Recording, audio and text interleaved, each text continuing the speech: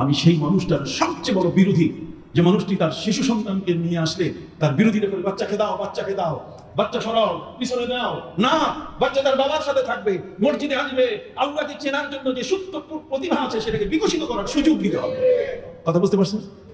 যদি এটা দেওয়া না হয় তাহলে ওই শিশুটি পড়ে থাকবে বাসায়। এখন এই সময় সে ওই যে ঢিং ঢাং, এই সময় যা তার দেখার সেটাই সে দেখলো। কিন্তু আপনার উচিত ছিল তার ভেতরে যে আল্লাহকে চেনার যে একটা সুন্দর চমৎকার একটি টাইম, একটা সময়, আপনি যেমন সুযোগটা গ্রহণ করেছেন আপনার সন্তানকেও সেই সুযোগটা দিতে হবে। প্রশ্ন আপনি দিয়েছেন কিনা, আমি কি বোঝাতে পারছি? যাই হোক, সম্মানিত শুধু সময় হয়ে গেছে, কথায় কথায় অনেক দূর, একটা জটিল এবং কঠিন সাবজেক্ট নিয়ে আমি কথা বলছি। একটা হাদিসের তর্জমা করে আমি শেষ করতে চাই। নবী করিম সাল্লাল্লাহু আলাইহি ওয়াসাল্লাম তিনি বলেছেন, কুল্লু মাউলুদিন ইউলাদু আলাল ফিতরা, প্রত্যেকটি শিশু ইসলামের উপরে জন্মগ্রহণ করে, তবে ফাআবওয়াহু ইউহাব্বিদানি, এই শিশুটি মুসলমান হয়ে জন্মগ্রহণ করে কিন্তু ইহুদির ঘরে জন্ম নিলে সেই শিশুটি মা বাবার অনুসরণ করে সে ইহুদি হয়ে যায়।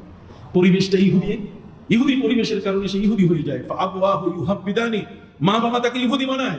আও ইউমাজ্জিসানি, মা বাবা যদি আগুন পূজারী হয় তাহলে সে আগুনের পূজা শুরু করে। আও ইউনাসসিরানি, মা বাবা যদি খ্রিস্টান হয় তাদের মতবাদের দিকে ঝুঁকে পড়ে।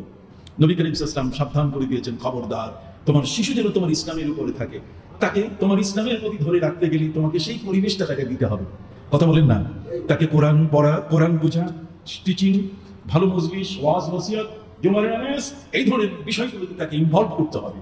আপনি যত তাকে এদিকে নিয়ে আসবেন ততই তার ভিতরে লুকিয়ে থাকা প্রতিভাটা কি হয়ে যাবে, জাগরিত হবে, মুখটা খুলে যাবে, ফুলটা আর মাত্র পাপড়ির ভিতরে লুকিয়ে থাকবে না, বরং সেটা আস্তে করে কি হয়ে যাবে, পুরা ফুটে উঠবে। তখন সে দেখবে তার চোখ করে যে না, ওটা মিথ্যা, এটা সত্য। ওয়াকুল জাআল হাক্কু ওয়া যাহাকাল বাতিল ইন্নাল বাতিলা কানা যাহুকা।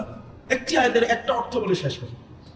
আল্লাহ তাআলা বলেছেন, ওয়া ইন সাআলতাহুম মান খালাকাস সামাওয়াতি ওয়াল আরদ ওয়া সাখারাশ শামসা ওয়াল কামার লায়াকুলুন্নাল্লাহ ফাআন্না ইউফাকুন। পবিত্র কুরআন মজিদে আল্লাহ বলেছেন যে কোনো কাফের, বেদিন, চরম একেবারে নাস্তিক, তাকেও যদি তুমি গলা ধরে জিজ্ঞেস করো এই আসমান জমিন কে বানাইছে বলো, তোমার বাপ না তোমার দাদা, তখন দেখবেন আল্লাহ। সে বলে উঠবে কি? আল্লাহ। আল্লাহ স্বীকার করেই ফেলবে, আজকে না হোক কালকে সে স্বীকার করবে।